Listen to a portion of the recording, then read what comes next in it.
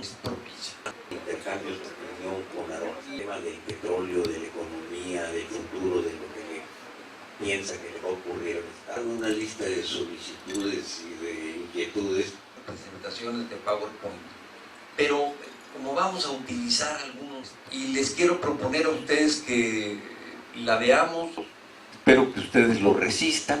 Y en el curso de la comida, yo me eché un gordo Loaiza y me preparé para esta reunión algunas copias del documento que vamos a ver, con el propósito de que algunas, otras de FAO, otras de Secretaría de Hacienda, unas del INEGI, pero todos son de contener una síntesis de lo que uno va a hablar, por decirlo así.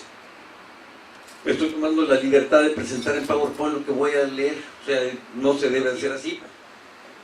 Yo dirijo un centro, matemáticamente, varios de los problemas del país y darle seguimiento a lo que está ocurriendo en el mundo. El modelo económico del país necesita cambios fuertes y de fondo. Y mismo ingreso promedio, hay un grupo de personas dentro del país que es propietaria del 36%, el 10% de la población más baja solo se queda con el 1% de proporción, cuando de un lado hay 1.7 y del otro 36%.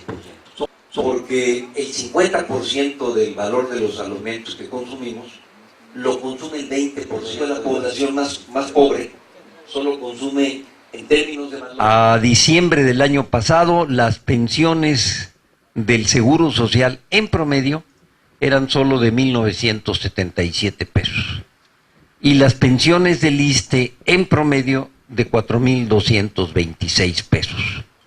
Eso quiere decir, en pocas palabras, que a esas familias difícilmente les alcance el dinero o no les alcance el dinero y tenemos un problema social latente que va a crecer con los años. Otro dato que debiera de preocuparnos es que de los 112 millones de habitantes que registra el censo en el año pasado, son un poco más de 47 millones de población económicamente activa y solo 18 millones tienen empleo formal. Es decir, cerca de 30 millones de personas tienen empleo informal. Quiere decir que no tienen derecho a una jubilación, quiere decir que no tienen derecho a servicios médicos regulares, quiere decir que si se enferman dejan de tener ingresos y tienen que pagar además los gastos de atención de la salud. Estos problemas, y lo quiero destacar, se han presentado en un contexto, porque siempre hay que ver los asuntos en el contexto en el cual se presentan, de muy altos precios del petróleo. ¿Qué tanto son altos? Bueno, del orden de $85 el año pasado, hoy en este año posiblemente arriba, contra precios normales de para el petróleo mexicano de entre 18 a 20 dólares, y solo para recordar, en el año del 2006 el precio del petróleo bajó a 5 dólares el barril, en el año del 2009 bajó a 7 dólares y fracción el precio del barril. Y números totales, Pemex está obteniendo más de 60,000 millones de dólares al año de divisas y está pagando el orden de 60,000 millones de dólares al año de impuestos. En el año 2000 pagó cerca de 20,000 millones de dólares, una cantidad muy grande, pero hoy se están captando por ese concepto 3 veces más de lo que se captaba en el año 2000. Adelante. ¿Por qué tenemos que repensar las cosas? Bueno, porque Pemex pagó el 64% de sus ventas, 650,000 millones de pesos, pero equivale al 35% de los ingresos que recibió el gobierno federal, los gobiernos de los estados y los municipios.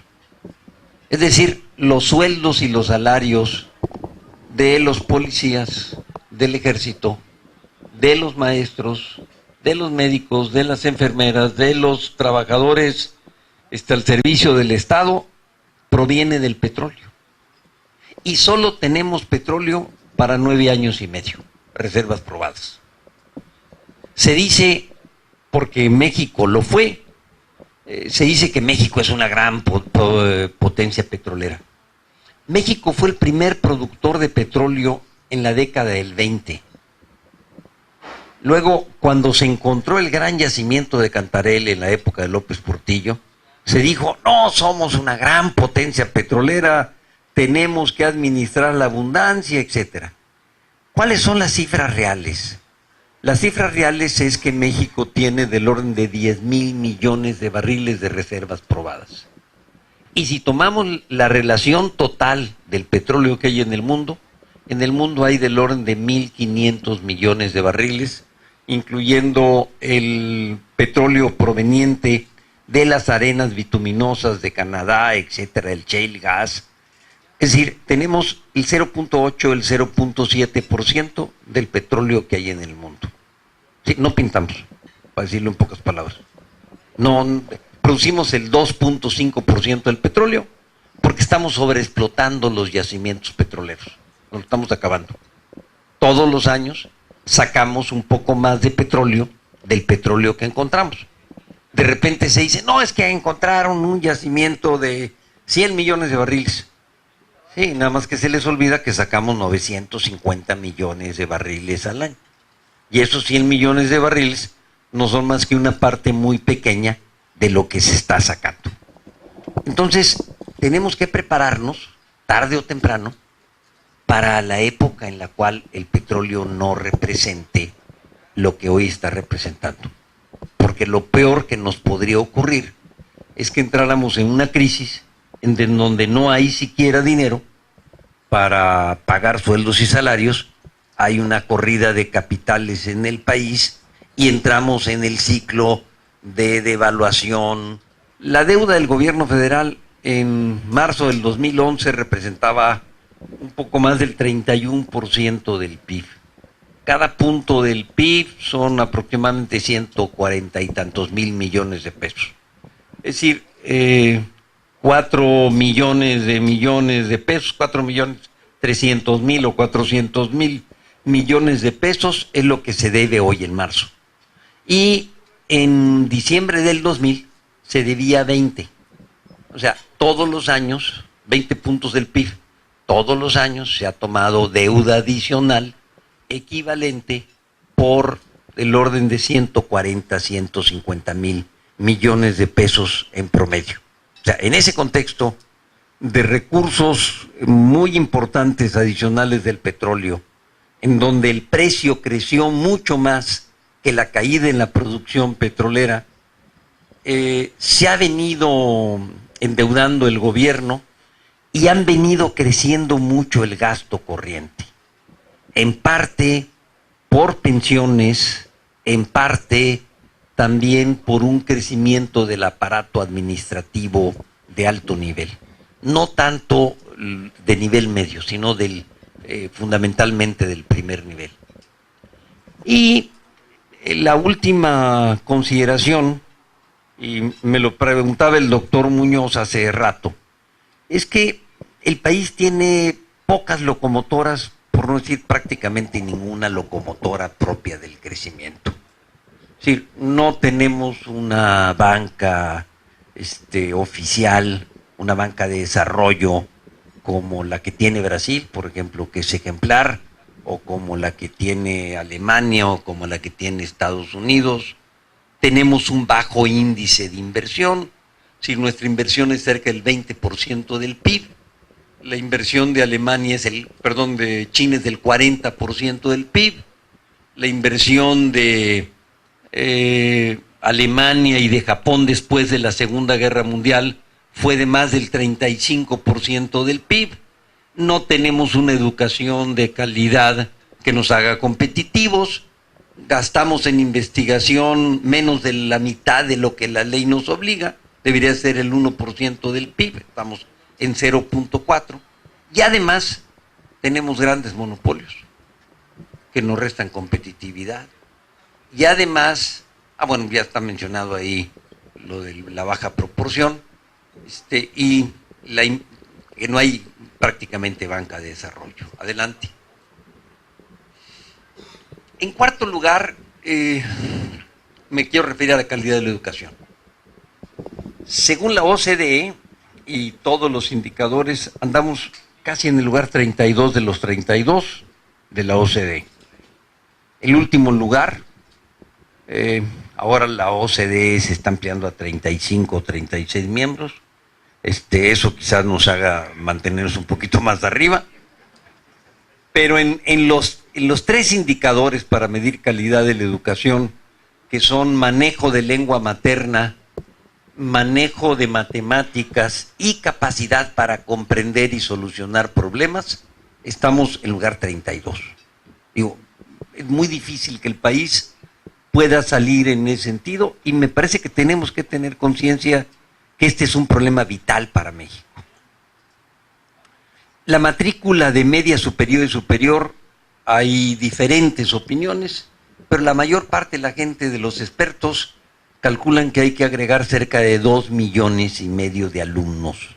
Obviamente no se hace de la noche a la mañana, son todos procesos que nos toman cerca de 10 años. Y en investigación andamos en 0,4% del PIB. Tenemos una inversión muy baja en infraestructura. Yo fui subdirector de inversiones públicas hace muchísimos años, 40 años. Y bueno, el 20% del presupuesto era inversión. Y hoy el 10% del presupuesto es inversión. Esos son 2 puntos del PIB. Sí, la inversión se ha recuperado, pero la época de la construcción de las grandes presas hidráulicas, de los caminos, de las carreteras, etcétera, hace décadas que pasó en el país. El país tiene que recuperar su capacidad de crecimiento. Si queremos bienes privados, tiene que haber bienes públicos. Van de la mano. Los países que les va bien, se entienden bien entre el sector público y el sector privado. Yo creo que tenemos que recuperar y replantearnos hacia dónde queremos ir de veras. No es un asunto de gatopardismo, de le ajusto tantito, no, es un asunto de replanteamiento del proyecto de país que debemos de buscar. En salud tenemos menos de una cama por 1,000 derechohabientes. ¿Cómo están los indicadores? En Europa están cerca de 4 camas y en Estados Unidos cerca de 3 camas por 1,000 derechohabientes. Consecuencia, los enfermos están acumulados en los pasillos, en las salas de emergencia. Para que le hagan a un señor un estudio de una tomografía se tiene que esperar 3 o 4 o 5 meses, etcétera. Nuestra dependencia de alimentos va creciendo. Cada vez estamos importando más alimentos. Exportamos, sí, fundamentalmente hortalizas, y ahí somos los sinaloenses líderes, pero en términos de los granos básicos cada vez más. Y eso me voy a referir al final con algunos cuadritos que espero que les sean de su interés. En seguridad pública.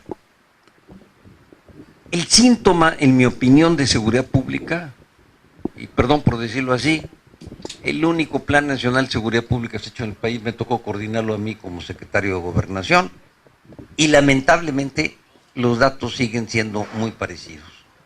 98% de los delitos quedan impunes. Ese es el signo principal del sistema de seguridad pública.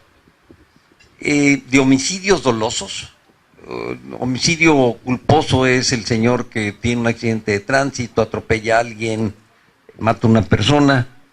El doloso es el que le da una cuchillada al compadre, por celos matan a una gente, o está con cuerno chivo, lo que sea. Bueno, 95% de los homicidios están quedando impunes. En Europa, solo el 5% están quedando impunes. Estamos al revés. Y en algunos países el 3%. Yo digo que en términos de seguridad sabemos de dónde queremos salir, doctor, pero no sabemos a dónde queremos llegar. Y mucho menos por dónde. El mejor sistema de seguridad pública que existe en el mundo es el europeo. y nosotros estamos tratando de acercarnos al modelo norteamericano, en lugar de tomar el mejor modelo de seguridad pública que hay en el mundo.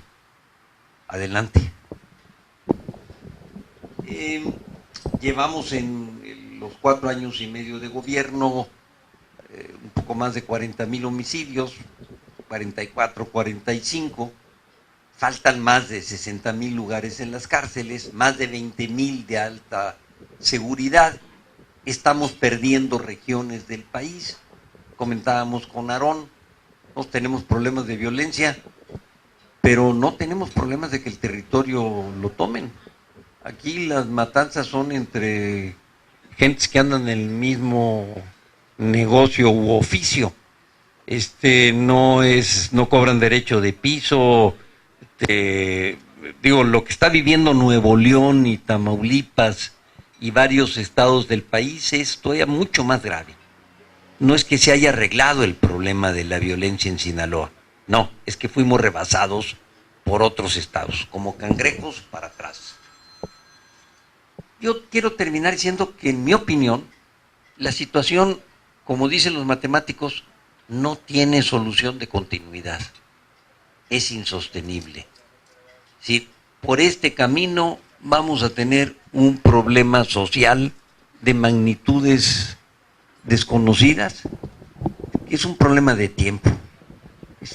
Y perdón por hablar con esta claridad y esta franqueza, no ando en plan de terrorista, no es campaña política, no estoy pidiendo el voto, no vengo a hablar ni como miembro de un partido ni como senador, sino simplemente quiero decir, los problemas existen, no porque uno no los vea, desaparecen. Reyes Heroles decía que la realidad es muy terca, que ahí está, que aunque no lo quiera ver uno, ahí está. Y la pregunta después de esto es, ¿siempre ha sido así? ¿Es así en todo el mundo? ¿No hay solución alguna? Adelante. Las respuestas son contundentes. Obviamente no siempre ha sido así. Llevamos 30 años con mal desarrollo, pero también tuvimos 30 años en donde México fue el milagro económico de América Latina. México era el Brasil de América Latina. Tuvimos crecimientos del 6% del PIB, fundamentalmente en la época de Ortiz Mena. Había inflación de menos del 4%, entre el 3 y el 4% anual. Tuvimos un crecimiento de los salarios por arriba de la inflación de más o menos 3 puntos. Y bueno, lo hicimos además prácticamente sin deuda internacional. Cuando entra el presidente Echeverría, México tenía 2,000 millones de dólares de deuda internacional y prácticamente nuestra deuda interna era muy pequeña. O sea, nosotros somos uno de los países que está creciendo más lentamente. Adelante. El país en Latina que está creciendo más lentamente. Nuestro crecimiento económico está dependiendo excesivamente de Estados Unidos o una estrategia de depreciar su moneda para darle competitividad. Es que el dólar se está devaluando con respecto al euro, al yen, al yuan, se está devaluando, y también obviamente respecto al peso. En un mes 4,20 y tantos o 4,30 y tantos fluctúa, pero en lo que va del año anda entre 4,15, 4,30, 4,40. Y Estados Unidos importaba gas de 8 países. Y hoy, de 6 años a tener, cerca de 7 años, a tener reservas probadas de cerca de 100 años. Y los dos motores están haciendo competitivas porque tienen una energía barativa su producción manufacturera. Y eso está jalando, está creciendo. En donde la producción de mexicanos, reducir de 10 puntos del PIB, reducirlo a 2,5 PIB, 1 millón de millones de dólares el déficit. Digo, son cifras tan grandes que luego ni las alcanza uno a meter en el cerebro, o sea, como que el disco duro no alcanza a registrarlas. Bueno, traducido, eso significa que van a tener este año a más del 9%. El año entrante a cerca del 9%. Y en el en este año prácticamente, ahí dice 0,10%, yo creo que es muy optimista. Europa tiene un problema de deuda y de inestabilidad del sistema. ¿Cómo ven los expertos, las agencias internacionales, lo que va a ocurrir en los próximos años? Primas que se van a utilizar. Y se espera, y eso es lo preocupante, se dice que ya se inició, una caída en la producción agrícola por el mal clima. Que lo que vivimos en Sinaloa y lo que se ha vivido en otras regiones, lo que se vivió en Nueva Zelanda, en Australia, en otras regiones del mundo, son apenas los primeros indicios de disturbios climatológicos por el calentamiento global. Y esto no se ve que pare, porque las emisiones de gases de efecto invernadero siguen creciendo. Se espera que los precios locales crezcan rápidamente en algunos países, es el caso de México. Se ha logrado diferir el crecimiento mundial, pero se espera que crezcan más rápidamente. Y le paso un cuadrito, dos cuadritos. Si ven ustedes ahí, el trigo crece en un año 70%, el maíz amarillo 74%, el arroz, el de Tailandia, por una sobreproducción, cayó, soya 35%, la soya de harina 18%, el aceite de palma que estaba rezagado 55%, o sea, esos precios se espera que se sigan manteniendo altos y que crezcan todavía más en los siguientes años. Adelante. Ese cuadro me parece que está prácticamente imposible que se lea, pero voy a tratar de dar los datos fundamentales.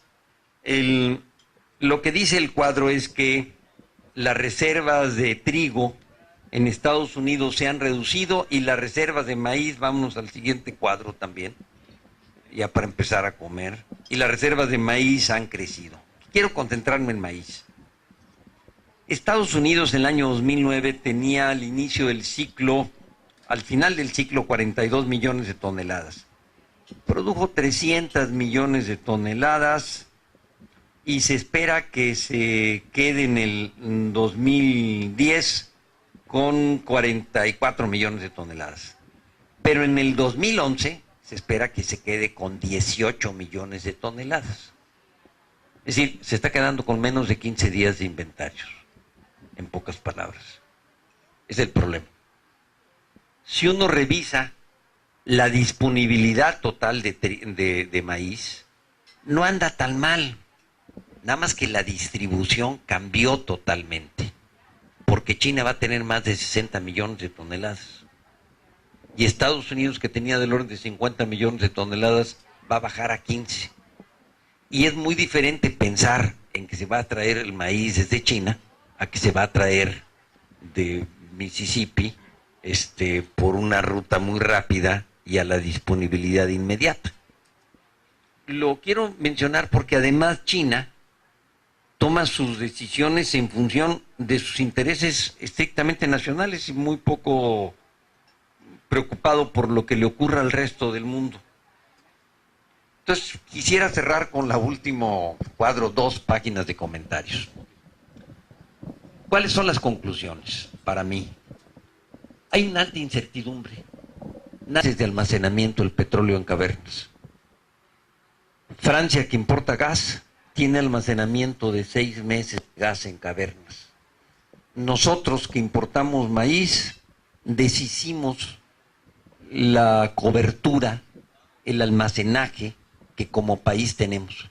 Tienen empresas privadas almacenamiento de maíz, pero no hay un almacenamiento nacional que nos proteja contra un problema de desabasto.